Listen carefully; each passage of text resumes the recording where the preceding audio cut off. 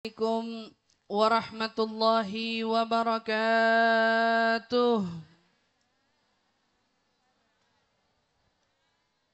Alhamdulillahi rabbil alamin. Wabihi nasta'inu ala umuri dunya waddin. Wassalatu wassalamu ala ashrafil anbiya'i wal mursalin. Sayyidina wa habibina wa syafi'ina wa qurrati a'yunina Muhammadin sallallahu alaihi wa ala alihi wa sahbihi wa sallam. Allahumma salli wa sallim ala sayyidina Muhammad al-Fatih lima ughliq wal khatim lima sabaq nasiril haqqi bil haqq wal hadi ila siratikal mustaqim wa ala alihi wa sahbihi haqqa qadrihi wa miqdarihil azim.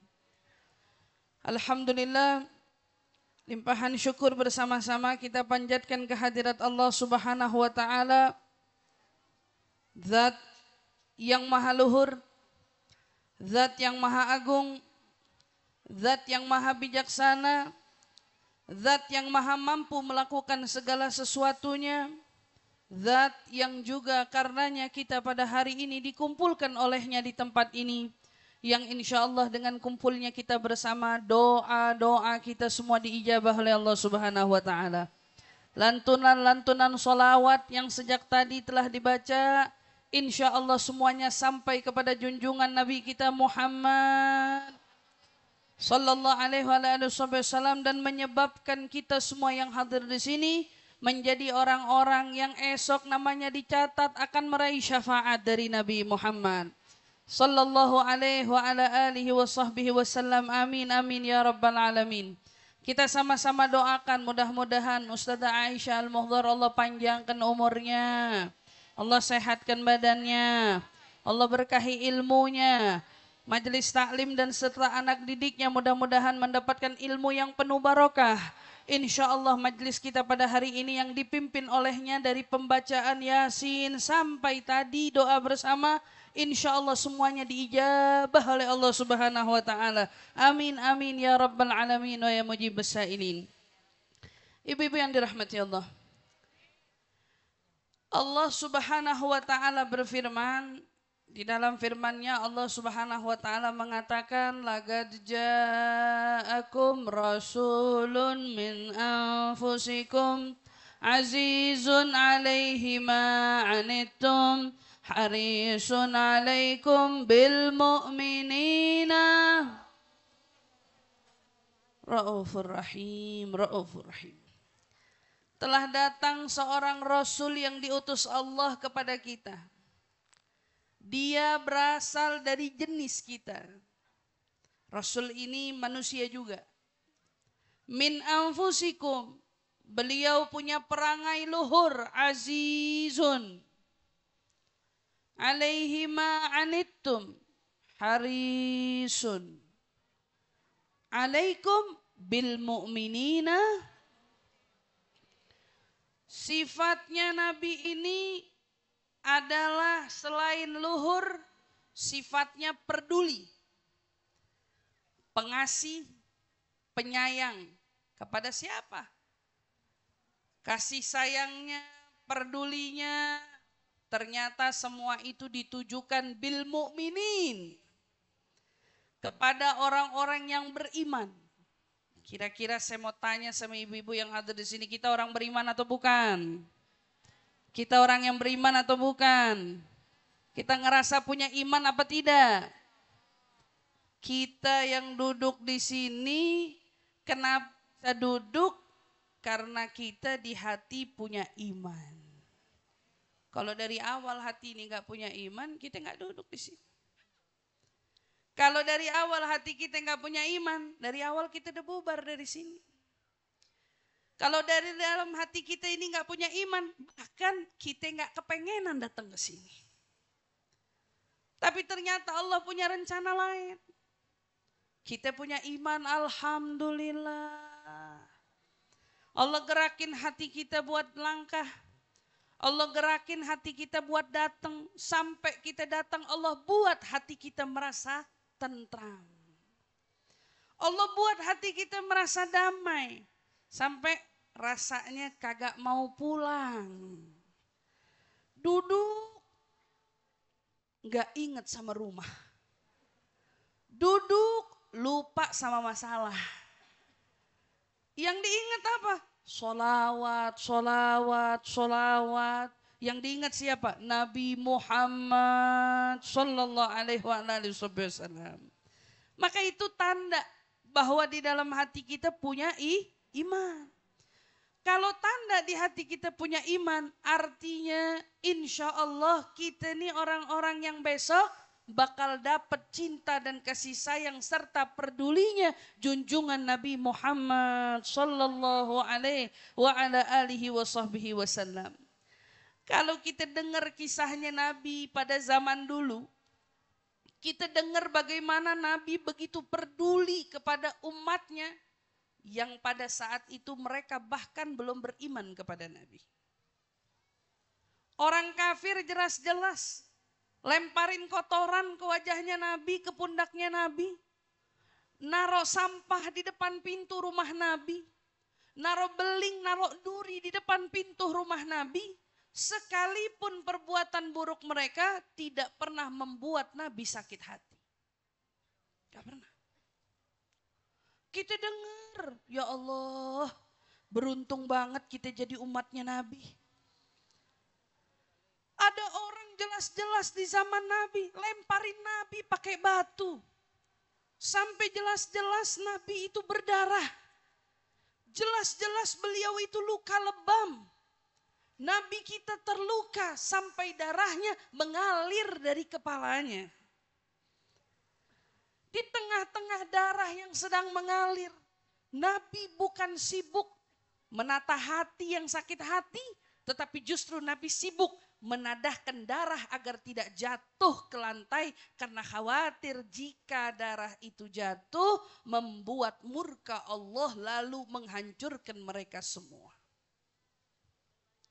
Gak sempet Nabi mikir, gak demen. Rahmatnya luar biasa, pedulinya luar biasa. Ini peduli kepada orang non-muslim. Perhatian Nabi sampai datang malakul jabal, katanya dibilang. Malaikat yang dikhususkan sama Allah menjaga gunungnya Taif. Datang malaikat itu bertanya, ya Rasulullah, kami datang kepadamu diutus oleh Allah. Tinggal nunggu perintah. Jika kau katakan habisi, kami akan habisi mereka. Jika kau katakan hancurkan mereka, akan kami hancurkan mereka. Tapi apa jawaban Nabi? Aku tidak diutus untuk membalas jahatnya orang. Tapi apa yang beliau lakukan dengan tubuhnya yang terluka, wajahnya yang bahkan darah sedang mengalir dari pelipisnya. Beliau mengadahkan tangan seraya berdoa, ya Rabb, aku mohon semoga dari mereka orang-orang yang hari ini melempari aku batu, esok ada orang-orang yang akan beriman kepadamu, wahai Rabb. Diijabah oleh Allah. Orang-orang Taif dulu, kakek-kakeknya mungkin pelempar batu ke wajahnya Rasulullah. Mereka yang pernah menyakiti bahkan jasad dan tubuhnya Rasulullah. Tapi kemudian dari doanya Nabi, mereka bukan menjadi orang yang binasa, tapi mereka justru menjadi orang yang beruntung karena kemudian keturunan-keturunan mereka orang-orang yang ternyata beriman kepada Allah dan Rasul-Nya. Wah, kata rahmatnya Nabi kalau kita dengar luas bukan main. Lalu apa nih jatahnya kita? Umat yang gak sehidup sezaman sama Nabi. Jatahnya kita yang gak sempat ngalamin tahun di mana kita lihat Uhud, Badar, Khandaq, Khaybar. Kita gak nyaksiin itu semua. Kita dengar aja Nabi perang Badar. Kita dengar Nabi perang Uhud. Kita dengar Nabi perang Khaybar, kita gak ada. Kita orang yang gak ngerasain zaman itu, tapi ternyata bisa dikatakan esok kita adalah orang yang paling merasakan luasnya rahmatnya Nabi Muhammad kepada kita. Kita pernah dengar kan Ibu? Kalau di padang mahsyar itu orang yang paling sibuk Nabi Muhammad. Di padang mahsyar orang yang sedang ketar-ketir ketakutan, ternyata ada satu sosok manusia yang justru sibuk sujud di hadapan Allah. Bukan sujud karena memohon agar dosanya diampuni karena banyaknya dosa. Tapi justru sujudnya beliau adalah karena beliau begitu peduli akan nasib umatnya yang tidak pernah bertatap wajah dengannya. Semua umat datang kepada Nabi Adam. Pada saat datang ke Nabi Adam, wahai Adam, anta abuna. Wahai Adam, kamu tuh bapak kami. Sudah sepatutnya yang namanya bapak itu menolong anak-anaknya. Ibu-ibu, coba anak-anaknya dikondisikan, ibu-ibunya fokus sejenak. Biar kita pulang bawa barokahnya lebih maksimal. Pulang bawa manfaatnya lebih banyak. Insya Allah pulang makin tambah cintanya kepada Nabi Muhammad Sallallahu Alaihi Wasallam. Jadi saya minta baik yang di belakang, di tengah, di pojok, di mana-mana, kita simak sejenak. Insya Allah yang disampaikan ini akan bermanfaat bagi kita semua, agar kita semua bisa semakin memupuk rasa cinta kita kepada Nabi Muhammad Sallallahu Alaihi Wasallam. Baik. Datang rombongan umat manusia kepada Nabi Adam. Ya Adam, anta abuna. Kata dia bilang, wahai Adam, kau tuh bapak kami. Yang namanya peran bapak itu nolong anak-anaknya. Yang mananya peran bapak itu harusnya nyelamatin anak-anaknya. Tapi apa jawaban Nabi Adam? Aku gak bisa nolong kalian. Dulu waktu aku diciptakan sama Allah, aku pernah melakukan suatu perbuatan dosa yang hari ini membuat aku malu kepada Allah. Allah berkata, jangan dekati pohon itu. Aku bukan hanya mendekat, kata Nabi Adam. Justru aku memakannya. Hari ini aku tidak punya wajah di hadapan Allah. Hari ini aku takut di hadapan Allah. Pergilah kepada Nuh. Barangkali Nuh bisa menyelamatkan kamu. Manusia semuanya pergi ke Nabi Nuh. Sampai di depan Nabi Nuh. Ya Nabi Allah Nuh. Anta abuna tsani. Wahai Nabi Nuh, kamu itu kan bapak keduanya kami. Dibilang, bapak kedua. Karena Nabi Nuh memang punya julukan bapak kedua. Kami datang untuk minta keselamatan. Selamatkan kami. Karena tanggung jawab bapak jaga anak-anaknya. Dijawab oleh Nabi Nuh. Hari ini aku gak bisa nolong siapa-siapa.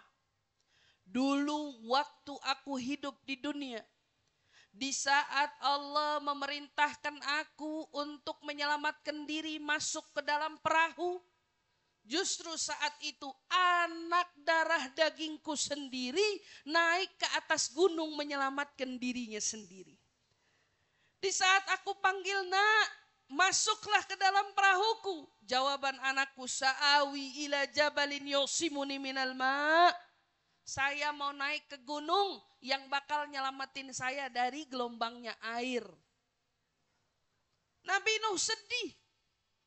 Di saat Nabi Nuh mulai jalan, Nabi Nuh dari kejauhan lihat gelombang air makin tinggi. Sebentar lagi makin sampai kepada puncaknya gunung yang anaknya ada di sana.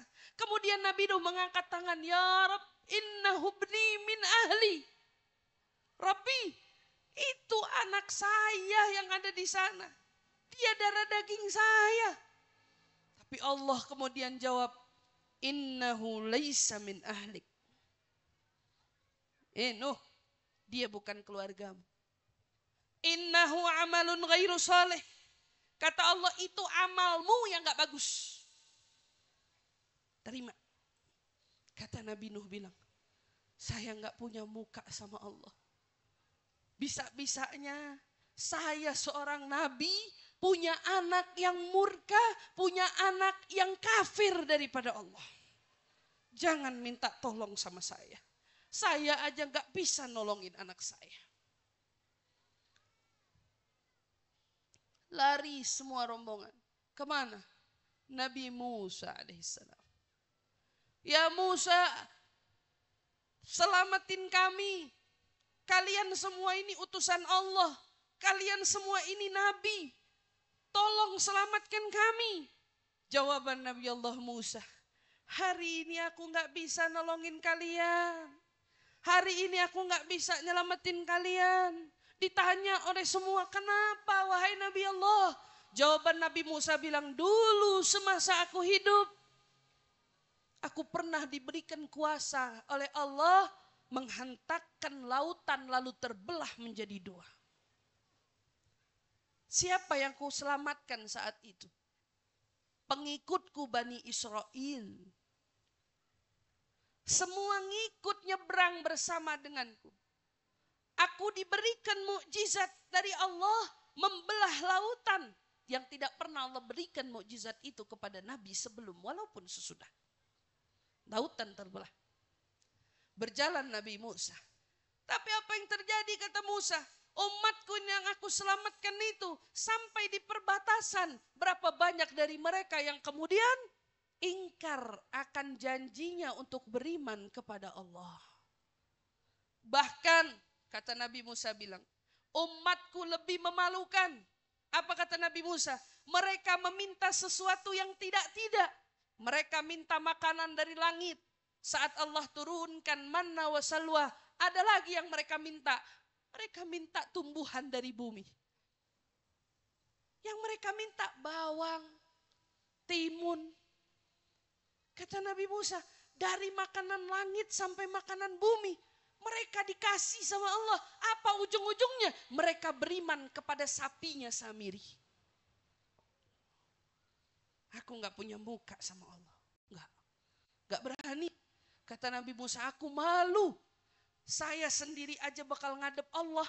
Mempertanggungjawabkan nasib umatku yang mereka tidak beriman kepada Allah. Jauh lebih menakutkan daripada aku harus menolong kalian semua.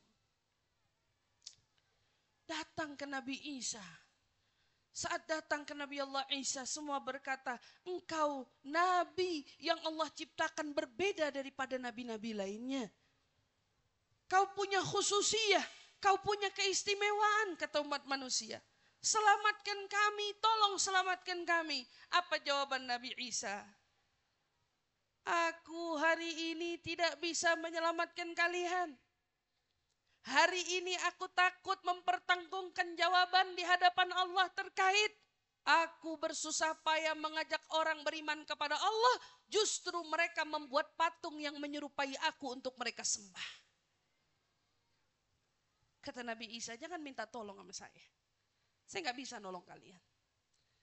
Saya takut menghadap Allah dan saya nggak tahu bagaimana aku menjawab pertanyaan demi pertanyaan yang Allah berikan kepadaku. Ya Allah. Kata Nabi Isa, pergilah ke Nabi Muhammad. Innahu sayyidul anbiya. Dia adalah pemimpinnya para nabi. Pergilah kamu ke sana.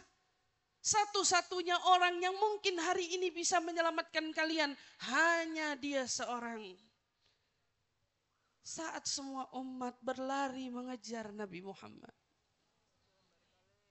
Ternyata memanglah nabi, satu-satunya nabi yang hanya memiliki keberanian untuk memohon kepada Allah agar umatnya diselamatkan di sana. Kenapa? Ternyata jawabannya, walaupun mereka hidup sezaman dengan Nabi Muhammad, walaupun kita lihat Nabi Muhammad begitu peduli terhadap umatnya yang ada di zamannya, walaupun Nabi Muhammad begitu pengasih kepada musuh-musuhnya, namun ternyata yang Allah berikan kepada Nabi Muhammad. Likulli nabiyyin da'watun mustajab. Katanya Allah memberikan wewenang kepada setiap nabi berdoa dan tiap doanya tidak akan pernah ditolak. Satu-satunya nabi yang menjaga doa itu. Walaupun beliau berada dalam titik terendah sekalipun, dipukuli batu, dihujani kotoran, dihina, dituding, difitnah, dilakukan kekejian demi kekejian kepadanya, Nabi tetap menahan mulutnya untuk tidak mengeluarkan doa satu kata pun, karena ternyata yang Nabi simpan doa yang akan beliau gunakan untuk umatnya mungkin yang tidak pernah bertatap wajah dengannya. Doa yang tidak pernah diucap oleh Nabi Muhammad. Doa itu justru yang Nabi jadikan sebagai pegangan yang paling kuat. Di saat gerombolan manusia berbondong-bondong datang kepada Nabi Muhammad. Satu-satunya Nabi yang kemudian membuka kedua tangan seraya berkata, Ana laha, ana laha. Aku ada untuk kalian. Aku ada untuk kalian. Aku ada untuk kalian. Luasnya rahmat Nabi kita ini. Makanya kalau dibilang, andai setiap waktu kita membuat maulid demi maulid yang ditujukan untuk Nabi, maka bisa jadi hukumnya menjadi wajib bila dibandingkan dengan luasnya kebaikan Nabi yang sudah Nabi akan persiapkan untuk kita semua. Analaha, analaha. Nabi kemudian sujud dengan sujud yang cukup panjang.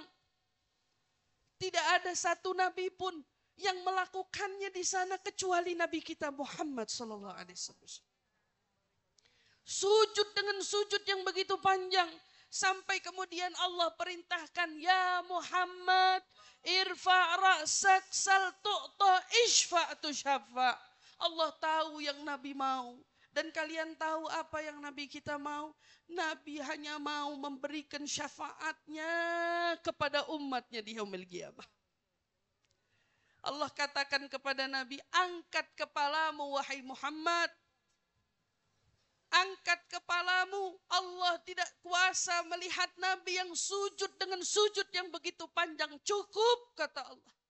Angkat kepalamu, minta yang kau ingin pinta, berikan syafaat kepada siapapun yang kau ingin syafaati. Saya yakin hari itu salah satu orang yang pasti mengiba adalah kita. Hari itu salah satu orang yang akan datang kepada Nabi adalah kita. Namun kita yang hari itu datang syaratnya cuma satu. Jika iman masih ada di dalam hati kita, kita punya peluang untuk berani mendatangi Nabi kita. Namun jika iman ini lepas dari kita, na'udzubillah thumma na'udzubillah. Jika iman ini lepas dari kita, wafatnya dalam keadaan su'ul khatimah, dan iman tidak ada di dalam dirinya, berapapun air mata yang ingin kau tumpahkan di sana, demi Allah, kau tidak punya peluang berjumpa dengan Nabi Muhammad. Tapi jika iman itu ada, iman itu kau jaga, iman itu tetap ada di dalam dadamu sampai akhir hayatmu saat Allah jemput nyawamu semua. Saat itu adalah peluang di mana kau punya kesempatan, kita punya kesempatan menjadi orang-orang yang besok datang kepada Nabi Muhammad. Berapapun banyaknya dosa kita, seberapapun kotornya diri kita, seberapa banyak pun salahnya kita, kita bakal datang kepada Nabi Muhammad seraya mengibah dan memohon, berikan kami syafaatmu wahai Rasul. Dan disitulah semua umat yang pada hari itu tidak pernah berjumpa dengan Nabi Muhammad. Hari itu mereka bahkan mungkin salah satu dari orang yang tidak peduli kepada sunnahnya Nabi Muhammad. Orang yang barangkali mungkin lupa dalam sehariannya untuk bersolawat kepada Nabi Muhammad. Tapi jaminannya selagi iman ada di dalam hati mereka, mereka berhak untuk datang kepada Nabi Muhammad. Dan Nabi Muhammad pasti akan tolong mereka. Jikalau hati kita punya bukan hanya kenal, bukan hanya iman, tapi bahkan hati kita punya cinta sama Nabi Muhammad. Hari itu kau bukan hanya mengiba kepadanya, tapi hari itu kau akan menjadi orang-orang yang dipilih oleh Allah berada di dalam barisannya. Hari itu kau akan dipilih oleh Allah menjadi orang-orang yang layak meminum dari telaganya. Hari itu kau dipilih oleh Allah menjadi orang yang bisa melintasi jembatan sirat dibimbing dengan dirinya. Dan bahkan hari itu kau akan dipilih oleh Allah menjadi orang yang layak menginjakkan surga di atas surga yang ada nabinya. Semuanya dengan syarat tanamkan cinta di dalam hatimu kepadanya. Letakkan Nabi di dalam hati di atas segalanya. Letakkan syariatnya lebih penting bagimu dibandingkan segalanya.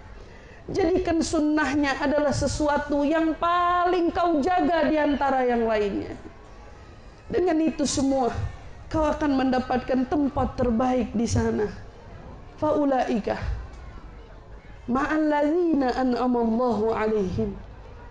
Mereka akan disatukan oleh Allah, dan inilah janjinya Allah. Man yuti'illah war rasul faulaika ma'alladzina an'amallahu alaihim minan nabiyyina was-siddiqina wasyuhada'i was-salihin. Barang siapa yang taat kepada Allah, taat kepada Rasul, mereka orang-orang yang taat dan taat dalam Allah, dalam perintah Allah dan perintah Rasul. Mereka adalah orang-orang yang esok oleh Allah dipersatukan dalam kelompoknya para Rasul. Mereka dipersatukan dengan kelompoknya para syuhada, dipersatukan dengan kelompoknya para aulia as-salihin.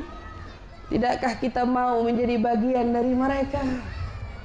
Insya Allah dengan duduknya kita di maulid, duduknya kita di majelis ilmu, tambahnya cinta kita kepada Allah, tambahnya cinta kita kepada Rasulullah, Allah pantaskan kita esok berada di dalam barisannya Rasulullah.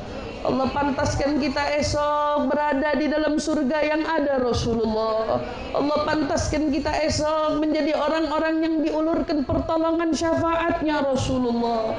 Ya Rabb, pandang wajah kami semua yang hadir di sini. Pandang hati kami semua yang hadir di sini.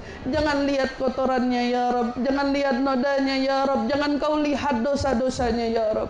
Namun tolong cukup kau lihat inginnya kami berdampingan dengan Nabi Muhammad.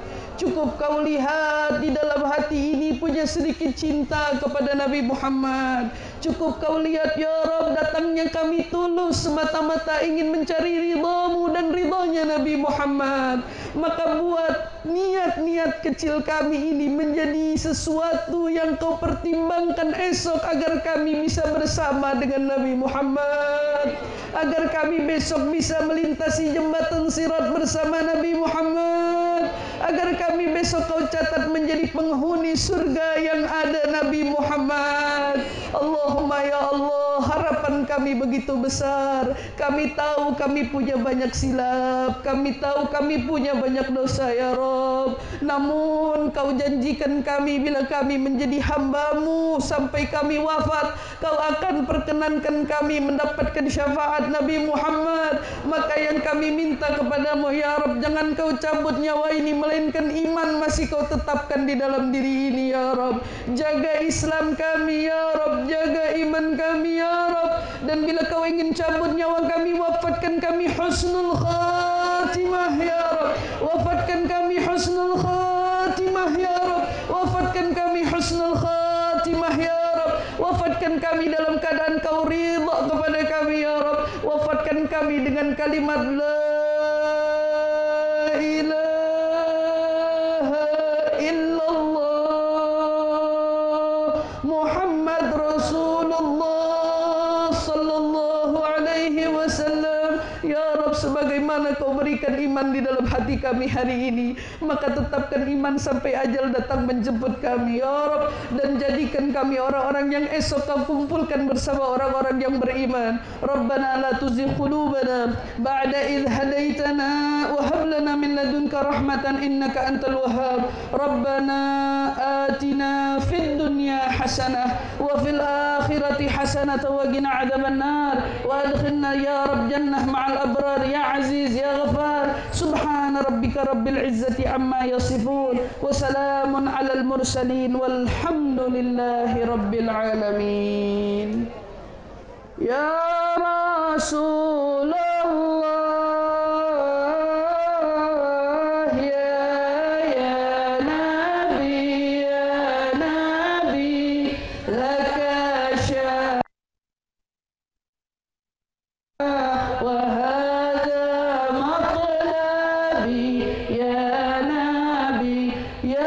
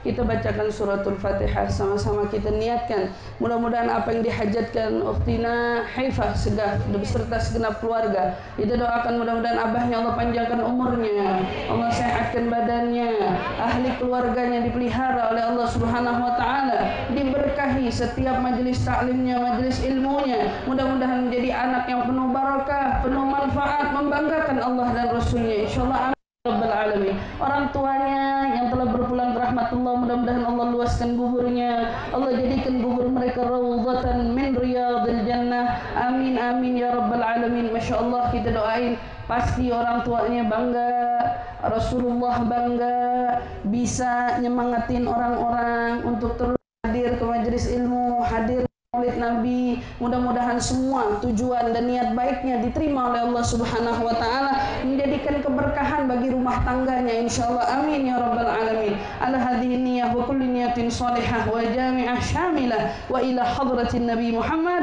sallallahu alaihi wasallam sirril Fatihah. Bismillahirrahmanirrahim. Alhamdulillahi rabbil alamin. Ar-Rahmanir Rahim. Maliki yaumiddin. Iyyaka na'budu wa iyyaka nasta'in. Ihdinas siratal mustaqim. Siratal ladzina an'amta 'alaihim ghairil maghdubi 'alaihim waladdallin. Amin amin ya rabbal alamin. Terima kasih semuanya atas segala perhatiannya. Kurang lebihnya mohon maaf. Wassalamualaikum warahmatullahi taala wabarakatuh.